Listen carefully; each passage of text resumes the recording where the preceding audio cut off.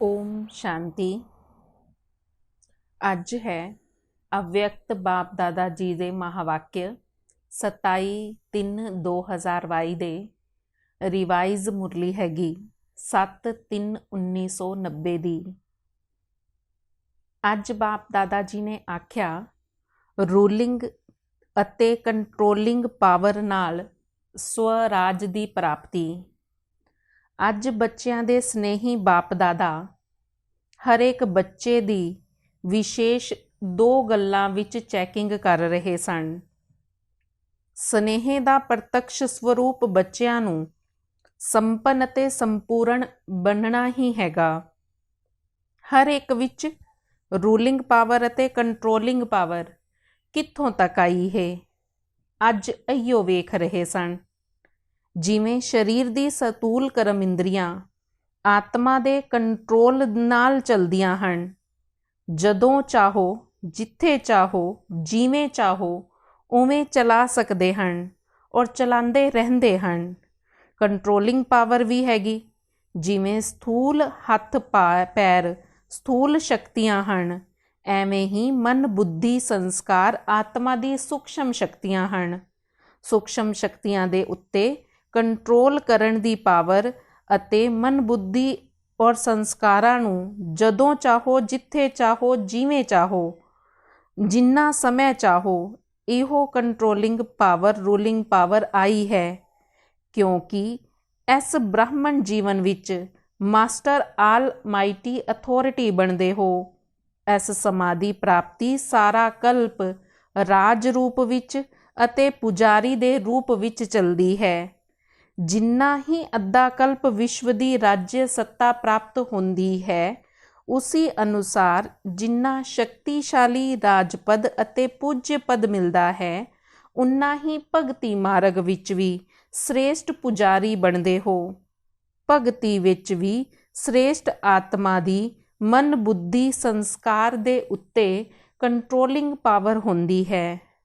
भगतां विच भी नंबर 1 शक्तिशाली भगत उहियो बनते हैं जेड़े जिन्ना समय चाहन, जिस विधि नाल चाहन उहो जी भगती कर भगती दा फल, भगती दी विधि प्रमाण संतुष्टता एकाग्रता दी शक्ति अते खुशी नूं प्राप्त कर सकते हैं। जेकर राज्य पद अते भगती दी शक्ति दी प्राप्ति दा आधार यह ब्राह्मण जीवन हैगा ते इस संगम युग दे छोटे जे एक जन्म दे सारे कल्प विच सारे जन्मां दा आधार बन जाता है। इहो जे ही भगत भी विशेष बनते हैं, साधारण नहीं। भगत माला वाले भगत अलग हैं, लेकिन आपे ही पूज्य आपे ही पुजारी आत्मावां जी दी भगती भी विशेष सन। ते अज बाप दादा बच्चों दे इस मूल आधार दे जन्म नूं वेख रहे सन। आदि तो लैके हुण तक ब्राह्मण जीवन विच रूलिंग पावर कंट्रोलिंग पावर सदा अते किन्नी परसेंटेज विच रहिंदी है। इस तो भी पहला अपनी सूक्ष्म शक्तियां दी रिजल्ट नूं चैक करना है, उस नूं वेखना है। इन 3 विशेष शक्तियां विच मन बुद्धि संस्कार उत्ते तुहाडी किन्नी कंट्रोलिंग पावर है। इस नूं ही स्वराज अधिकारी आख्या जाता है। तै सूक्ष्म शक्तियां ही स्थूल कर्म इंद्रियां नूं भी संयम अते नियम प्रमाण चला सकदियां हन। ते रिजल्ट की वेखी, जदों जिथे और जिवें इन 3 गल्लां नूं यथा शक्ति यूज करते हैं। सर्व शक्ति नहीं, लेकिन यथा शक्ति, जिसनूं डबल विदेशी अपनी भाषा विच समथिंग अक्षर यूज करते हैं ते इसनूं आल माइटी अथॉरिटी आखदे हैं। माइटी तो हैगे, लेकिन आल नहीं आखांगे। वास्तव विच इसनूं ही ब्राह्मण जीवन दा फाउंडेशन आख्या जाता है, जिस दा जिन्ना अपने उत्ते राज हैगा, अर्थात स्व नूं चलाण दी अते दूजिआं नूं चलाण दी विधि आंदी है, उहियो नंबर अगे लैंदे हन। इस फाउंडेशन विच जेकर यथा शक्ति हन ਤੇ ਐਟੋਮੈਟਿਕ ਨੰਬਰ ਪਿੱਛੇ ਹੋ ਜਾਂਦਾ ਹੈ। ਜਿਸ ਨੂੰ ਖੁਦ ਨੂੰ ਚਲਾਣੇ ਔਰ ਚੱਲਣ ਦੀ ਸ਼ਕਤੀ ਨਹੀਂ ਆਉਂਦੀ ਹੈਗੀ, ਉਹ ਦੂਜਿਆਂ ਨੂੰ ਵੀ ਸਹਿਜ ਰੀਤੀ ਨਹੀਂ ਚਲਾ ਸਕਦਾ, ਅਰਥਾਤ ਹੈਂਡਲਿੰਗ ਪਾਵਰ ਨਹੀਂ ਆ ਸਕਦੀ। ਜੇਕਰ ਦੂਜਿਆਂ ਨੂੰ ਹੈਂਡਲ ਕਰਨ ਦੇ ਲਈ ਹੈਂਡਲਿੰਗ ਪਾਵਰ ਨਹੀਂ ਚਾਹੀਦੀ, ਆਪਣੀ ਸ਼ਕਤੀਆਂ ਨੂੰ, ਸੂਖਸ਼ਮ ਸ਼ਕਤੀਆਂ ਨੂੰ ਹੈਂਡਲ ਜੋ ਨਹੀਂ ਕਰ ਸਕਦੇ, ਉਹ ਦੂਜਿਆਂ ਨੂੰ ਵੀ ਹੈਂਡਲ ਨਹੀਂ ਕਰ ਸਕਦੇ ਤੇ ਖੁਦ ਦੇ ਉੱਤੇ ਕੰਟਰੋਲਿੰਗ ਪਾਵਰ, ਰੂਲਿੰਗ ਪਾਵਰ ਸਰਵ ਦੇ ਲਈ ਯਥਾਰਥ ਹੈਂਡਲਿੰਗ ਪਾਵਰ ਬਣ ਜਾਂਦੀ ਹੈ।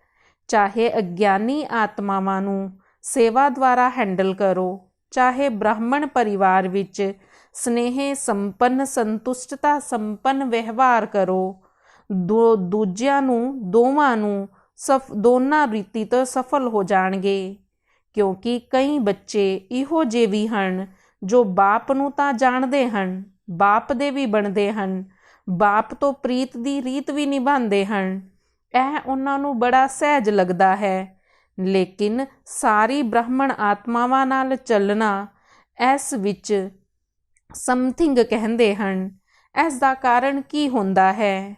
ਬਾਪ ਜੀਤਾ ਨਾਲ ਤਾਂ ਨਿਭਾਉਣਾ ਸਹਿਜ ਲੱਗਦਾ ਹੈ, ਕਿਉਂਕਿ ਦਿਲ ਦਾ ਪਿਆਰ ਅਟੂਟ ਹੈ।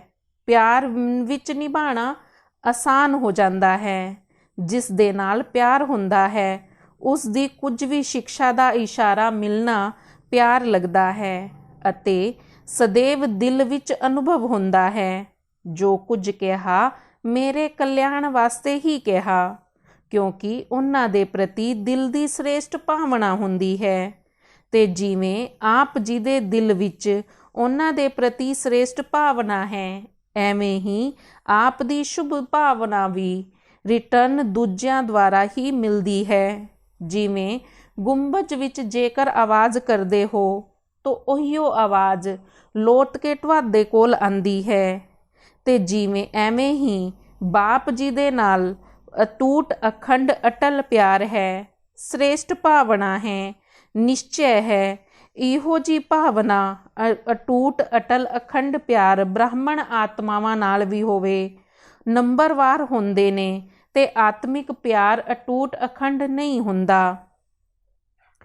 ਕਿਸੇ ਵੀ ਆਤਮਾ ਦੇ ਨਾਲ ਆਪਣੇ ਪ੍ਰਤੀ ਵਾ ਦੂਜਿਆਂ ਦੇ ਪ੍ਰਤੀ ਚਲਨ ਅਤੇ ਚਰਿੱਤਰ ਅਤੇ ਸੰਸਕਾਰ ਦਿਲ ਪਸੰਦ ਨਹੀਂ ਹੋਣਗੇ ਤਾਂ ਪਿਆਰ ਦੀ ਪਰਸੈਂਟੇਜ ਵੀ ਕਮ ਹੋ ਜਾਂਦੀ ਹੈ। ਜੇਕਰ ਆਤਮਾ ਦਾ ਸ੍ਰੇਸ਼ਟ ਆਤਮਾ ਦੇ ਭਾਵ ਨਾਲ ਆਤਮਿਕ ਪਿਆਰ ਨਾ ਹੋਵੇ ਤਾਂ ਪਰਸੈਂਟੇਜ ਘੱਟ ਹੋ ਜਾਂਦੀ ਹੈ। ਕਿਹੋ ਜਿਹੇ ਵੀ ਸੰਸਕਾਰ ਹੋਣ, ਚਲਨ ਹੋਵੇ, ਲੇਕਿਨ ਆਤਮਾ, ਬ੍ਰਾਹਮਣ ਆਤਮਾਵਾਂ ਦਾ ਆਪਸ ਵਿੱਚ ਸਾਰੇ ਕਲਪ ਦਾ ਅਟੂਟ ਸੰਬੰਧ ਹੈ। ਇਹੋ ਈਸ਼ਵਰੀय ਪਰਿਵਾਰ ਹੈ। ਬਾਪ ਨੇ ਹਰ ਆਤਮਾ ਨੂੰ ਵਿਸ਼ੇਸ਼ ਚੁਣ ਕੇ ਈਸ਼ਵਰੀय ਪਰਿਵਾਰ ਵਿੱਚ ਲਿਆਇਆ ਹੈ। ਆਪਣੇ ਆਪ ਕੋਈ ਨਹੀਂ ਆਇਆ, ਬਾਪ ਨੇ ਲਿਆਇਆ ਹੈ ਤੇ ਬਾਪ ਨੂੰ ਸਾਹਮਣੇ ਰੱਖਣ ਨਾਲ ਹਰ ਆਤਮਾ ਨਾਲ ਆਤਮਿਕ ਅਟੂਟ ਪਿਆਰ ਹੋ ਜਾਵੇਗਾ। ਕਿਸੇ ਵੀ ਆਤਮਾ ਦੀ ਕੋਈ ਵੀ ਗੱਲ ਜੇਕਰ ਤੁਹਾਨੂੰ ਪਸੰਦ ਨਹੀਂ ਆਉਂਦੀ ਤਾਂ ਵੀ ਪਿਆਰ ਵਿੱਚ ਅੰਤਰ ਆ ਜਾਂਦਾ ਹੈ। ਉਸ ਸਮੇਂ ਬੁੱਧੀ ਵਿੱਚ ਇਹੋ ਗੱਲ ਰੱਖੋ ਕਿ ਇਸ ਆਤਮਾ ਨੂੰ ਬਾਪ ਨੇ ਪਸੰਦ ਕੀਤਾ ਹੈ ਤੇ ਜ਼ਰੂਰ ਇਹਨਾਂ ਵਿੱਚ ਕੋਈ ਵਿਸ਼ੇਸ਼ਤਾ ਹੋਵੇਗੀ, ਤਾਂ ਹੀ ਬਾਪ ਜੀ ਨੇ ਪਸੰਦ ਕੀਤਾ ਹੈ। ਸ਼ੁਰੂ ਵਿੱਚ ਬਾਪ ਦਾਦਾ ਜੀ ਨੇ ਬੱਚਿਆਂ ਨੂੰ ਇਹੋ ਗੱਲਾਂ ਸੁਣਾਈਆਂ ਸੀ ਕਿ ਮੰਨੋ 36 ਗੁਣਾਂ ਵਿੱਚੋਂ ਕਿਸੇ ਵਿੱਚ 35 ਗੁਣ ਨਹੀਂ ਹੈਗੇ, ਲੇਕਿਨ ਇੱਕ ਗੁਣ ਵੀ ਵਿਸ਼ੇਸ਼ ਹੈਗਾ, ਤਾਂ ਹੀ ਬਾਪ ਨੇ ਉਹਨੂੰ ਪਸੰਦ ਕੀਤਾ ਹੈ। ਬਾਪ ਨੇ ਉਸ ਦੇ 35 ਗੁਣ ਵੇਖੇ, 35 ਅਵਗੁਣ ਨਹੀਂ ਵੇਖੇ, ਇੱਕ ਗੁਣ ਵੇਖਿਆ। ਤੇ ਕੀ ਵੇਖਿਆ? ਸਭ ਤੋਂ ਵੱਡੇ ਤੇ ਵੱਡਾ ਗੁਣ ਅਤੇ ਵਿਸ਼ੇਸ਼ਤਾ ਬਾਪ ਨੂੰ ਪਹਿਚਾਨਣ ਦੀ ਬੁੱਧੀ ਹੈਗੀ, ਬਾਪ ਦੇ ਬਣਨ ਦੀ ਹਿੰਮਤ ਹੈਗੀ, ਬਾਪ ਨਾਲ ਪਿਆਰ ਕਰਨ ਦੀ ਵਿਧੀ ਹੈਗੀ, ਜੋ ਸਾਰੇ ਕਲਪ ਵਿੱਚ ਨਾ ਤੇ ਧਰਮਾਤਮਾਵਾਂ ਕਰ ਸਕਦੀਆਂ ਹਨ, ਨਾ ਰਾਜਨੇਤਾਵਾਂ ਨੇ ਕੀਤਾ, ਨਾ ਧਨਵਾਨ ਆਤਮਾਵਾਂ ਨੇ ਕੀਤਾ, ਲੇਕਿਨ ਉਸ ਆਤਮਾ ਨੇ ਕੀਤਾ। ਬਾਪ ਜੀ ਆਪ ਸਭ ਤੋਂ ਪੁੱਛਦੇ ਹਨ ਕਿ ਆਪ ਜੀ ਜਬ ਬਾਪ ਜੀ ਦੇ ਕੇ ਕੋਲ ਆਏ ਸੀ ਕਿ ਸਰਵਗੁਣ ਸੰਪੰਨ ਹੋ ਕੇ ਆਏ ਸੀ। ਬਾਪ ਨੇ ਵੀ ਤੁਹਾਡੀ ਕਮਜ਼ੋਰੀਆਂ ਨਹੀਂ ਵੇਖੀ, ਤੁਹਾਡੇ ਅੰਦਰ ਵੀ ਕਮਜ਼ੋਰੀਆਂ ਸੀ। ਬਾਪ ਜੀ ਨੇ ਤੁਹਾਡੀ ਹਿੰਮਤ ਵਧਾਈ ਤੇ ਆਪ ਜੀ ਨੂੰ ਹੀ ਆਪਣਾ ਬਣਾਇਆ ਤੇ ਸਦਾ ਬਣੇ ਰਹੇ ਤੇ ਫਾਲੋ ਫਾਦਰ ਕਰੋ ਨਾ। ਜਿਵੇਂ ਵਿਸ਼ੇਸ਼ ਆਤਮਾ ਸਮਝ ਕਿਸੇ ਨੂੰ ਵੀ ਵੇਖਾਂਗੇ, ਸੰਬੰਧ ਸੰਪਰਕ ਵਿੱਚ ਆਵਾਂਗੇ ਤੇ ਬਾਪ ਨੂੰ ਸਾਹਮਣੇ ਰੱਖ ਕੇ ਆਤਮਾ ਵਿੱਚ ਸਵਤः ਹੀ ਆਤਮਿਕ ਪਿਆਰ ਇਮਰਜ ਹੋ ਜਾਵੇਗਾ। ਆਪ ਦੇ ਸਨੇਹ ਨਾਲ ਸਰਵ ਦੇ ਸਨੇਹੀ ਬਣ ਜਾਵਾਂਗੇ ਅਤੇ ਆਤਮਿਕ ਸਨੇਹ ਨਾਲ ਸਦਾ ਸਾਰਿਆਂ ਦੇ ਸਦਭਾਵਨਾ ਸਹਿਯੋਗ ਦੀ ਭਾਵਨਾ ਆਪੇ ਹੀ ਆ ਜਾਵੇਗੀ। ਆਪ ਜੀ ਦੇ ਪ੍ਰਤੀ ਦੁਆਵਾਂ ਦੇ ਰੂਪ ਵਿੱਚ ਪ੍ਰਾਪਤ ਹੋਵੇਗੀ। ਇਸ ਨੂੰ ਹੀ ਆਖਿਆ ਜਾਂਦਾ ਹੈ ਰੂਹਾਨੀ ਯਥਾਰਥ ਹੈਂਡਲਿੰਗ ਪਾਵਰ। ਬਾਪ ਦਾਦਾ ਅੱਜ ਮੁਸਕਰਾ ਰਹੇ ਸਨ। ਬੱਚਿਆਂ ਦੇ ਅੰਦਰ 3 ਸ਼ਬਦਾਂ ਦੇ ਕਾਰਨ ਕੰਟਰੋਲਿੰਗ ਪਾਵਰ, ਰੂਲਿੰਗ ਪਾਵਰ ਘੱਟ ਹੋ ਜਾਂਦੀ ਹੈ। ਉਹ 3 ਸ਼ਬਦ ਹਨ, ਕਿਉਂ, ਕਿਆ ਔਰ ਚਾਹੀਏ। ਇਹ 3 ਸ਼ਬਦ ਖਤਮ ਕਰ ਇੱਕ ਸ਼ਬਦ ਬੋਲੋ। ਵਾਈ ਆਏ ਤੋ ਵੀ ਇੱਕ ਸ਼ਬਦ ਬੋਲੋ, ਵਾਹ। ਵਟ ਸ਼ਬਦ ਆਏ ਤਾਂ ਵੀ ਬੋਲੋ ਵਾਹ। ਵਾਹ ਸ਼ਬਦ ਤੇ ਬੋਲਣਾ ਆਂਦਾ ਹੀ ਹੈ ਨਾ। ਵਾਹ ਬਾਬਾ ਵਾਹ, ਵਾਹ ਮੈਂ ਅਤੇ ਵਾਹ ਡਰਾਮਾ। ਸਿਰਫ ਵਾਹ ਬੋਲੋ। ਇਹ 3 ਸ਼ਬਦ ਆਪੇ ਹੀ ਖਤਮ ਹੋ ਜਾਣਗੇ। ਉਸ ਦਿਨ ਵੀ ਸੁਣਾਇਆ ਸੀ ਬਾਪ ਦਾਦਾ ਨੇ ਕਿਹੜਾ ਖੇਡ ਦੇਖਿਆ। ਆਪ ਜੀ ਲੋਗ ਇੱਕ ਚਿੱਤਰ ਪਹਿਲਾਂ ਵੀ ਬਣਾਇਆ ਹੋਇਆ ਹੈ, ਜਿਸ ਵਿੱਚ ਵਿਖਾਇਆ ਹੈਗਾ ਯੋਗੀ ਯੋਗ ਲਗਾ ਰਹੇ ਸਨ, ਬੁੱਧੀ ਨੂੰ ਇਕਾਗਰ ਚਿੱਤ ਕਰ ਰਹੇ ਸਨ, ਬੈਲੈਂਸ ਰੱਖ ਰਹੇ ਸਨ। ਬੈਲੈਂਸ ਦੀ ਤਰਾਜੂ ਵਿਖਾਈ ਹੈ। ਜਿੰਨਾ ਬੁੱਧੀ ਦਾ ਬੈਲੈਂਸ ਕਰਦੇ ਹਾਂ ਉਨਾ ਕੋਈ ਬੰਦਰ ਆ ਕੇ ਬਹਿ ਜਾਂਦਾ ਹੈ। ਇਨ੍ਹਾਂ 3 ਗੱਲਾਂ ਦੇ ਅੰਦਰ ਬੰਦਰ ਆ ਜਾਂਦੇ ਹਨ ਤੇ ਬੈਲੈਂਸ ਫਿਰ ਕੀ ਹੋ ਜਾਂਦਾ ਹੈ, ਹਲਚਲ ਹੋ ਜਾਂਦੀ ਹੈ। ਫਿਰ ਬੈਲੈਂਸ ਨਹੀਂ ਹੋ ਰਹਿੰਦਾ। ਇਹ 3 ਸ਼ਬਦ ਬੈਲੈਂਸ ਨੂੰ ਸਮਾਪਤ ਕਰ ਦਿੰਦੇ ਹਨ, ਬੁੱਧੀ ਨੂੰ ਨਚਾਉਣ ਲੱਗ ਪੈਂਦੇ ਹਨ। ਬੰਦਰ ਆਰਾਮ ਤੋਂ ਨਹੀਂ ਬਹਿ ਸਕਦਾ। ਫਿਰ ਕੀ ਕਰਦਾ ਹੈ, ਕੁਝ ਨਾ ਕੁਝ ਤੇ ਕਰਦਾ ਹੀ ਰਹਿੰਦਾ ਹੈ, ਪੂੰਛ ਨੂੰ ਹੀ ਹਿਲਾਉਂਦਾ ਰਹੇਗਾ। ਇਸ ਵਿੱਚ ਵੀ ਬੈਲੈਂਸ ਨਾ ਹੋਣ ਕਾਰਨ ਬਾਪ ਜੀ ਦੁਆਰਾ ਹਰ ਕਦਮ ਵਿੱਚ ਜਿਹੜੀਆਂ ਦੁਆਵਾਂ ਮਿਲਦੀਆਂ ਹਨ ਉਹ ਆਤਮਿਕ ਸਨੇਹ ਕਾਰਨ ਪਰਿਵਾਰ ਦੁਆਰਾ ਜਿਹੜੀਆਂ ਦੁਆਵਾਂ ਮਿਲਦੀਆਂ ਹਨ ਉਸ ਤੋਂ ਵੰਚਿਤ ਹੋ ਜਾਂਦੇ ਹਨ। ਜਿਵੇਂ ਬਾਪ ਜੀ ਦੇ ਸੰਬੰਧ ਰੱਖਣਾ ਜ਼ਰੂਰੀ ਹੈਗਾ, ਐਵੇਂ ਹੀ ਈਸ਼ਵਰੀय ਪਰਿਵਾਰ ਨਾਲ ਵੀ ਸੰਬੰਧ ਰੱਖਣਾ ਅਤੀ ਜ਼ਰੂਰੀ ਹੈਗਾ।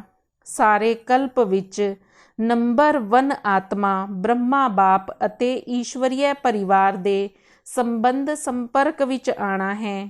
ਇਹ ਐਵੇਂ ਨਹੀਂ ਸਮਝਣਾ ਅੱਛਾ ਬਾਪ ਤੇ ਸਾਡਾ ਹੈ ਹੀ, ਅਸੀਂ ਤਾਂ ਬਾਪ ਦੇ ਬਣ ਹੀ ਗਏ ਹਾਂ।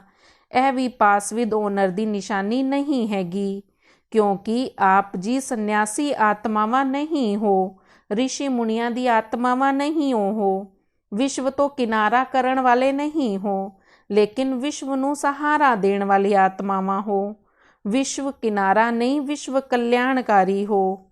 ਬ੍ਰਾਹਮਣ ਆਤਮਾਵਾਂ ਦੀ ਗੱਲ ਛੱਡੋ, ਲੇਕਿਨ ਪ੍ਰਕਿਰਤੀ ਨੂੰ ਵੀ ਤੁਸੀਂ ਪਰਿਵਰਤਨ ਕਰਨ ਵਾਲੇ ਸਹਾਰੇ ਤੁਸੀਂ ਹੋ। ਪਰਿਵਾਰ ਦੇ ਅਵਿਨਾਸ਼ੀ ਪਰਿਵਾਰ ਦੇ ਧਾਗੇ ਨੂੰ ਵਿੱਚ ਤੋਂ ਨਿਕਾਲ ਨਹੀਂ ਸਕਦੇ। ਵਿਜਈ ਰਤਨ ਪਿਆਰ ਦੇ ਧਾਗੇ ਦੇ ਵਿੱਚ ਨਿਕਲ ਨਹੀਂ ਸਕਦੇ। ਇਸ ਲਈ ਕਦੇ ਵੀ ਕਿਸੇ ਵੀ ਗੱਲ ਵਿੱਚ, ਕਿਸੇ ਸਥਾਨ ਵਿੱਚ, ਕਿਸੇ ਸੇਵਾ ਵਿੱਚ ਕਿਸੇ ਸਾਥੀ ਦੇ ਤੋਂ ਕਿਨਾਰਾ ਕਰਕੇ ਆਪਣੀ ਅਵਸਥਾ ਨੂੰ ਅਚੰਗਾ ਬਣਾ ਕੇ ਦਿਖਾਓ, ਇਹ ਸੰਕਲਪ ਨਹੀਂ ਕਰਨਾ। ਕਹਿੰਦੇ ਵੀ ਹਨ ਕਿ ਅਸੀਂ ਇਸ ਦੇ ਨਾਲ ਨਹੀਂ ਚੱਲ ਸਕਦੇ, ਅਸੀਂ ਇਸ ਦੇ ਨਾਲ ਨਹੀਂ ਰਹਿ ਸਕਦੇ, ਇਸ ਸਥਾਨ ਤੇ ਸਾਡੀ ਉન્નਤੀ ਨਹੀਂ ਹੋਵੇਗੀ, ਦੂਜੇ ਸਥਾਨ ਤੇ ਹੋਵੇਗੀ। ਇਸ ਸੇਵਾ ਵਿੱਚ ਵਿਘਨ ਹੈਗਾ, ਦੂਜੀ ਸੇਵਾ ਚੰਗੀ ਹੈ। ਇਹ ਸਭ ਕਿਨਾਰਾ ਕਰਨ ਦੀਆਂ ਗੱਲਾਂ ਨੇ। ਜੇਕਰ ਇੱਕ ਵਾਰ ਇਹ ਆਦਤ ਪੈ ਗਈ ਤਾਂ ਇਹ ਆਦਤ ਆਪਣੇ ਆਪ ਨੂੰ ਟਿਕਣ ਨਹੀਂ ਦੇਵੇਗੀ, ਬੁੱਧੀ ਨੂੰ ਇਕਾਗਰ ਨਹੀਂ ਰਹਿਣ ਦੇਗੀ, ਕਿਉਂਕਿ ਬੁੱਧੀ ਨੂੰ ਬਦਲਣ ਦੀ ਆਦਤ ਪੈ ਜਾਂਦੀ ਹੈ। ਇਹ ਵੀ ਕਮਜ਼ੋਰੀ ਗਿਣੀ ਜਾਂਦੀ ਹੈ, ਉન્નਤੀ ਨਹੀਂ ਗਿਣੀ ਜਾਂਦੀ। ਇਸ ਲਈ ਸਦਾ ਕੋਈ ਵੀ ਕਮਜ਼ੋਰ ਸੰਸਕਾਰ ਧਾਰਨ ਨਹੀਂ ਕਰੋ। ਮਾਇਆ ਭਿੰਨ ਭਿੰਨ ਰੂਪਾਂ ਨਾਲ ਕਮਜ਼ੋਰ ਬਣਾਉਣ ਦਾ ਪ੍ਰਯਾਸ ਕਰਦੀ ਹੈ, ਲੇਕਿਨ ਆਪ ਮਾਇਆ ਜੇ ਦੀ ਵੀ ਨੌਲੇਜ ਫੁੱਲ ਬਣ ਜਾਵੋ। ਅਧੂਰੀ ਨੌਲੇਜ ਨਹੀਂ ਲੈਣੀ। ਯਾਦ ਰੱਖੋ, ਮਾਇਆ ਨਏ ਨਏ ਰੂਪ ਲੈ ਕੇ ਆਂਦੀ ਹੈ। ਮਾਇਆ ਦੇ ਰੂਪਾਂ ਨੂੰ ਪਹਿਚਾਨੋ ਔਰ ਉਹਨਾਂ ਤੋਂ ਸਾਵਧਾਨ ਰਹੋ। ਅੱਛਾ, ਚਾਰਿਆਂ ਪਾਸਿਆਂ ਦੇ ਹਿੰਮਤੇ ਬੱਚੇ ਮਦਦੇ ਬਾਪ ਦੇ ਅਧਿਕਾਰ ਨੂੰ ਅਨੁਭਵ ਕਰਨ ਵਾਲੇ, ਸਦਾ ਸਵਰਾਜ ਦੀ ਸ਼ਕਤੀ ਨੂੰ ਹਰ ਸਮਾਂ ਪ੍ਰਮਾਣ ਪ੍ਰਯੋਗ ਵਿੱਚ ਲਿਆਉਣ ਵਾਲੇ, ਸਦਾ ਬਾਪ ਅਤੇ ਸਰਵ ਆਤਮਾਵਾਂ ਦੇ ਅਟੂਟ ਸਨੇਹੀ, ਸਦਾ ਹਰ ਕਾਰ ਵਿੱਚ ਸੰਬੰਧ ਸੰਪਰਕ ਵਿੱਚ ਵਾਹ ਵਾਹ ਦੇ ਗੀਤ ਗਾਉਣ ਵਾਲੇ, ਐਵੇਂ ਦੇ ਆਲਮਾਈਟੀ ਅਥਾਰਟੀ ਬੱਚਿਆਂ ਨੂੰ ਬਾਪ ਦਾਦਾ ਜੀ ਦਾ ਯਾਦ ਪਿਆਰ ਅਤੇ ਨਮਸਤੇ। ਰੂਹਾਨੀ ਬੱਚਿਆਂ ਨੂੰ ਰੂਹਾਨੀ ਬਾਪ ਦਾਦਾ ਜੀ ਨੂੰ ਦਿਲ ਵਾ ਜਾਨ, ਸਿੱਖ ਅਤੇ ਪ੍ਰੇਮ ਨਾਲ ਨਮਸਤੇ ਨਮਸਤੇ ਨਮਸਤੇ ਜੀ। ਅੱਜ ਦੀ ਮੁਰਲੀ ਦਾ ਵਰਦਾਨ ਹੈਗਾ, ਪਲੇਨ ਬੁੱਧੀ ਬਣ, ਸੇਵਾ ਦੇ ਪਲਾਨ ਬਣਾਉਣ ਵਾਲੇ ਯਥਾਰਥ ਸੇਵਾਧਾਰੀ ਭਵ।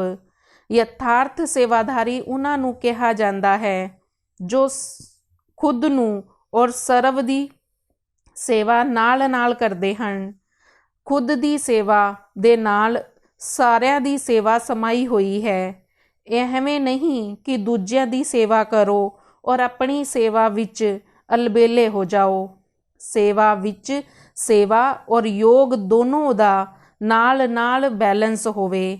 ਇਸ ਦੇ ਲਈ ਪਲੇਨ ਬੁੱਧੀ ਬਣ ਕੇ ਸੇਵਾ ਦੇ ਪਲਾਨ ਬਣਾਓ। ਪਲੇਨ ਬੁੱਧੀ ਅਰਥਾਤ ਕੋਈ ਵੀ ਗੱਲ ਬੁੱਧੀ ਨੂੰ ਟੱਚ ਨਾ ਕਰੇ, ਸਿਵਾਏ ਨਿਮਿਤ ਔਰ ਨਿਰਮਾਣ ਭਾਵ ਦੇ। ਹੱਦ ਦਾ ਨਾਮ, ਹੱਦ ਦਾ ਮਾਨ ਨਹੀਂ, ਲੇਕਿਨ ਨਿਰਮਾਣ। ਇਹੀਓ ਸ਼ੁਭ ਭਾਵਨਾ ਔਰ ਸ਼ੁਭ ਕਾਮਨਾ ਦਾ ਬੀਜ ਹੈ। ਸਲੋਗਨ ਹੈਗਾ, ਗਿਆਨ ਦਾਨ ਦੇ ਨਾਲ ਨਾਲ ਗੁਣ ਦਾਨ ਕਰੋ ਤਾਂ ਸਫਲਤਾ ਮਿਲਦੀ ਰਹੇਗੀ। ਗਿਆਨ ਦਾਨ ਦੇ ਨਾਲ ਨਾਲ ਗੁਣ ਦਾਨ ਕਰਦੇ ਰਹੋ ਤਾਂ ਸਫਲਤਾ ਵੀ ਮਿਲਦੀ ਰਹੇਗੀ। ਓਮ ਸ਼ਾਂਤੀ।